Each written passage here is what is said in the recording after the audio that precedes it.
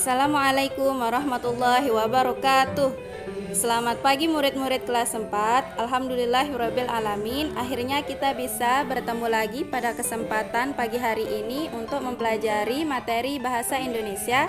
Kali ini mengenai keterhubungan antar gagasan pada paragraf.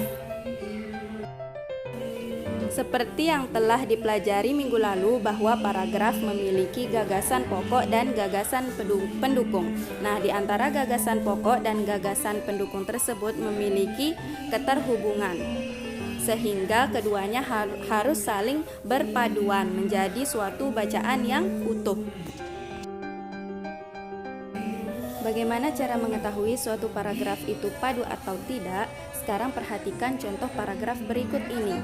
Negara Indonesia memiliki keunggulan tersendiri dibandingkan negara-negara lainnya. Di antaranya yaitu dikenal sebagai negara dengan suku terbanyak di dunia.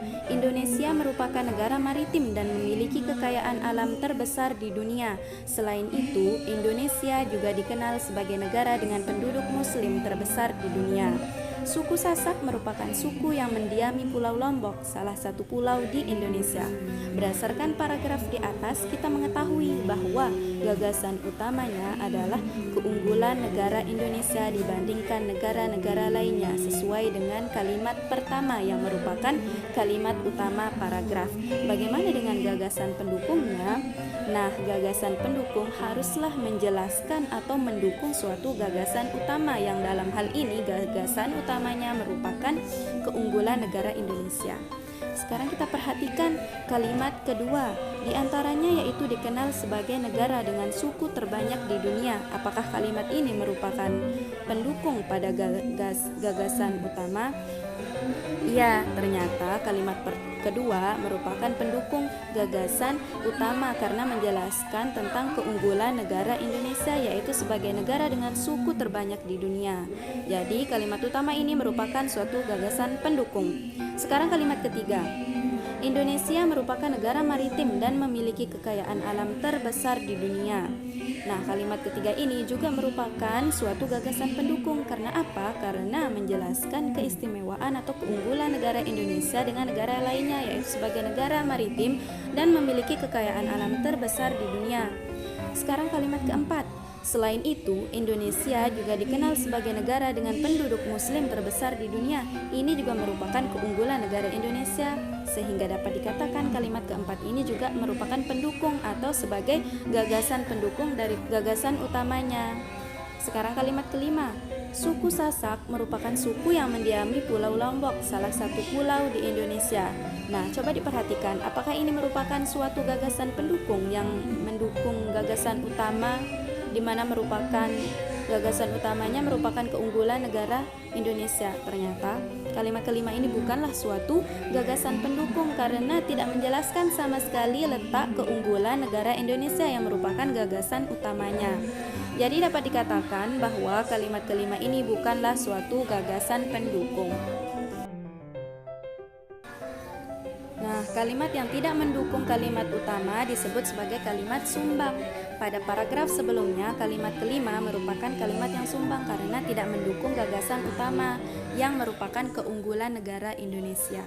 Oleh karena itu, paragraf sebelumnya bukanlah contoh paragraf yang padu. Lalu bagaimanakah contoh paragraf yang padu? Perhatikan paragraf di bawah ini. Selain mendapatkan mahkota kemuliaan, para penghafal Al-Quran juga akan mendapatkan syafaat penolong di hari kiamat kelak. Selain itu, kecerdasan orang-orang yang sering membaca Al-Quran juga meningkat. Mereka akan terhindar dari penyakit pikun serta mendapatkan ketentraman hati.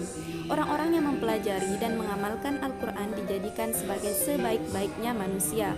Itulah beberapa keistimewaan orang-orang yang membaca, mempelajari, dan mengamalkan Al-Quran. Dari paragraf di atas dapat diketahui bahwa gagasan utamanya terletak pada kalimat keempat atau kalimat terakhir, yaitu keistimewaan orang-orang yang membaca, mempelajari, dan mengamalkan Al-Quran. Sekarang kita perhatikan gagasan pendukungnya. Kembali ke kalimat pertama.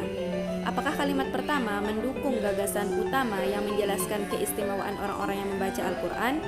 Iya, kalimat pertama adalah sebagai gagasan pendukung, di mana bunyinya selain mendapatkan mahkota kemuliaan, para penghafal Al-Quran juga akan mendapatkan syafaat penolong di hari kiamat kelak.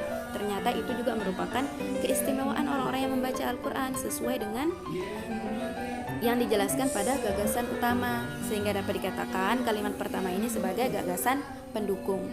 Sekarang kalimat kedua, selain itu kecerdasan orang-orang yang sering membaca Al-Quran juga meningkat. Mereka akan terhindar dari penyakit pikun serta mendapatkan ketentraman hati. Ini juga merupakan gagasan pendukung. Kenapa? Karena mendukung sekali gagasan utamanya yang menjelaskan tentang keistimewaan orang-orang yang membaca Al-Quran. Sekarang kalimat ketiga, orang-orang yang mempelajari dan mengamalkan Al-Quran dijadikan sebagai sebaik-baiknya manusia. Nah, ini juga keistimewaan selanjutnya mengenai orang-orang yang membaca Al-Quran. Jadi kalimat ketiga juga